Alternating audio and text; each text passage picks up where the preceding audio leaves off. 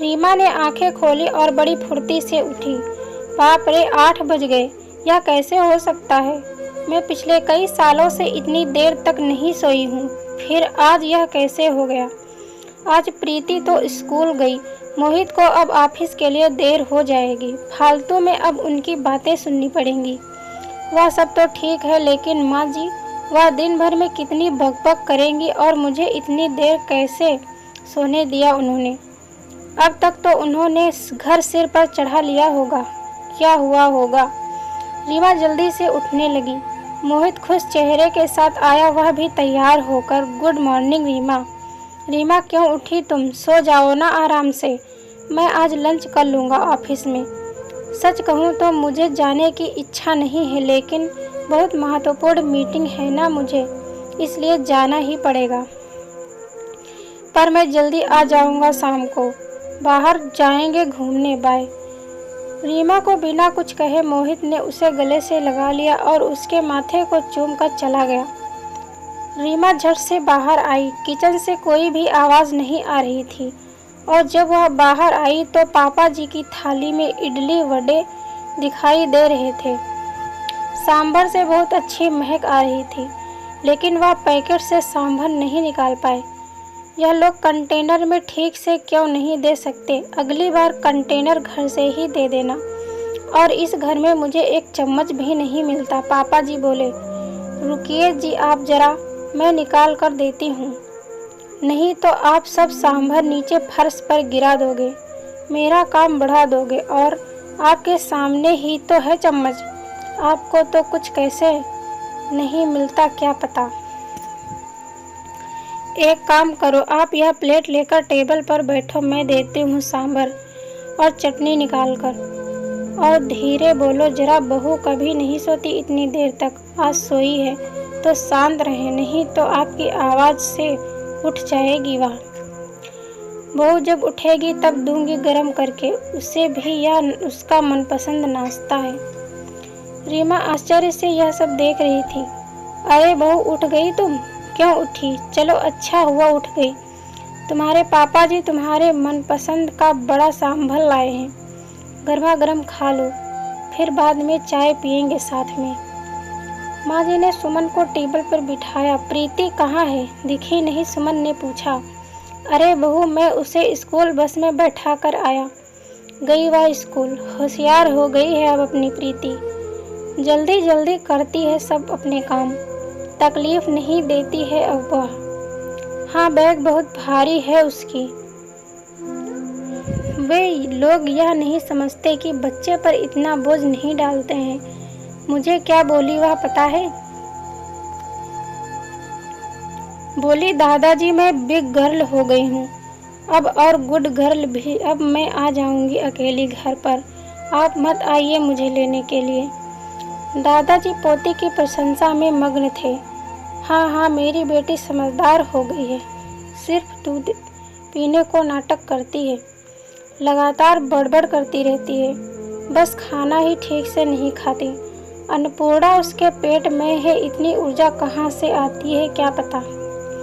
अरे रीमा, खाओ तुम बड़ा सांभर, ठंडा हो जाएगा। और चिंता मत करो तुम, मैंने प्रीति को पराठा करके दिया है। छोटा सा खाया उसने और टिफिन में भी ले गई। माँ जी बोली, क्या पापा जी? माँ जी, मुझे उठाना चाहिए था ना, आपने क्यों किया सब काम? जाने दो, खाने में क्या बनाऊं? रीमा ने अपराध बोध से कहा। रीमा, तुम कुछ मत करो, तुम्हारी बीसी है ना आज, तो मस्त मौज करो। हमारे पड़ोसी में वह चंदा आती है ना खाना बनाने के लिए, उसे बोला है मैंने आज से रोटी बनाने के लिए, बाकी का मैं कर लूँगी। तुम कितना काम करोगी अकेले? तुम्हारी क्लास, प्रीति का होमवर्क, बाहर के काम, यह मोहित भी कुछ काम करके मदद नहीं करता। तुम्हें सबके पीछे पीछे दौड़ना पड़ता है। अब आराम किया करो तुम, नहीं तो ऐसा करो ना, तुम और मोहित 4 दिनों के लिए घूमने चले जाओ। बहुत दिन हो चुके हैं, वैसे भी तुम दोनों कहीं गए नहीं हो। प्रीति को यहाँ ही रहने दो, हम संभाल लेंगे उसे। आपको भी एक दूसरे के साथ वक्त बिताने की ज़रूरत है, माँ जी बोली। नाश्ते के बाद माँ जी ने चाय बनाई और तीनों ने बातें की और चाय पी। रीमा का दिन अच्छा गया। बीसी की सहेलियों के साथ मस्ती की। कल उसका खास दिन था, लेकिन आज उसका जन्मदिन उसकी सहेलियों ने मनाया। उस वजह से वह कुछ ज़्यादा ही खुश थी। मोहित जल्दी घर आऊँगा ऐसा बोला था, पर आया ही नहीं। दोस्त की आज पार्टी थी तो वह घर देर से आने वाला था। माँ जी और पापा जी भी सो गए। प्रीति को लेकर सुमन भी सो गई। कुछ समय बाद रीमा को बहुत आवाज़ सुनाई देने लगी। वह अचानक उठ गई। प्रीति उसके बाजू में नहीं थी। वह डर गई और हॉल में आई। हर तरफ अंधेरा था और अचानक रोशनी आ गई। हैप्पी बर्थडे टू यू, अचानक जोर से बोले। माँ जी, पापा जी, मोहित सब हंसकर उसे विश कर रहे थे। प्रीति ने दादी की मदद से सुंदर केक बनाया था। रीमा ने केक काटा और सबको खिलाया। सभी खुशी के मारे सो गए। फिर बाद में सुबह रीमा उठकर देखती है तो पास में सुंदर सा ग्रीटिंग कार्ड था। उसकी बेटी प्रीति ने खुद ही छोटे हाथों से बनाया था। वह कार्ड देखकर सुमन बहुत खुश हुई। उतने में एक बड़ा टेडी बियर चलते हुए उसके पास आया। सरप्राइज मम्मा, यह मैंने तुम्हारे लिए स्पेशल लिया है, मेरे पिगी बैंक में से सेविंग करके। रीमा को गले लगाकर उसकी लाडली बेटी बोली। रीमा की आंखों से खुशी के आंसू छलक पड़े। अब मोहित की बारी थी। उसने रीमा से कहा वह अपनी आंखें बंद कर ले और उसके लिए लाया हुआ खूबसूरत हीरो का हार उसके गले में डाल दिया और उसे आईने के सामने खड़ा कर दिया। वाह, अब सच में वह हार कितना खूबसूरत लग रहा है। सुंदर लग रही है मेरी रानी। लगता है जैसे यह तुम्हारे लिए ही बना है। मोहित ने खुशी से रीमा को गले लगा लिया। तभी रीमा कुछ कहने ही वाली थी कि माँ जी पापा जी आ गए। यह दुनिया की सबसे अच्छी बहू रानी के लिए, मतलब हमारी बेटी के लिए है। माँ जी पापा जी ने कश्मीर का टिकट रीमा के हाथों में रखा और रीमा उनके पैरों पर आशीर्वाद लेने के लिए झुकी, लेकिन माँ जी ने उसे गले लगा लिया। पापा जी ने सर पर हाथ रखकर आशीर्वाद दिया। यह क्या माँ जी पापा जी, इतना बड़ा सरप्राइज! वास्तव में इसकी कोई ज़रूरत ही नहीं थी और हम दोनों ही क्यों जाएं? रीमा ने उत्साह से कहा। नहीं नहीं, हम बूढ़े लोग क्या करेंगे वहाँ? वैसे भी आप दोनों को इसकी ज़्यादा ज़रूरत है और हम प्रीति का भी अच्छे से ख्याल रखेंगे ताकि आप दोनों फुल एंजॉय कर सकें। वह सेकेंड हनीमून क्या बोलते हैं ना, वो आप आ जाओगे तो हम चले जाएंगे। पापा जी ने धीरे से मोहित को आंख मारी। रीमा और मोहित दोनों शर्मा गए। चलो पैकिंग करो, आपको कल सुबह निकलना है। और आज क्या क्या खाना बनाना है?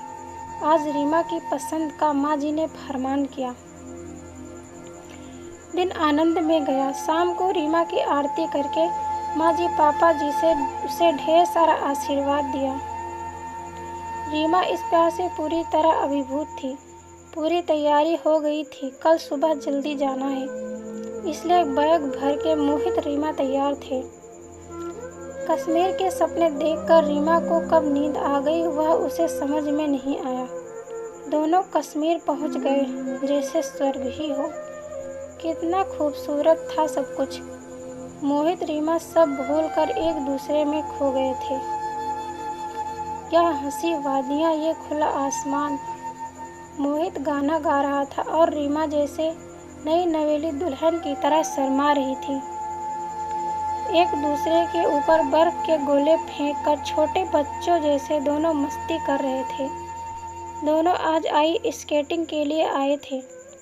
बर्फ में ठीक से खड़े होने में असमर्थ सुमन एक दूसरे को ठीक करने के दौरान अपना संतुलन खो बैठी और वह जोर से गिर गई।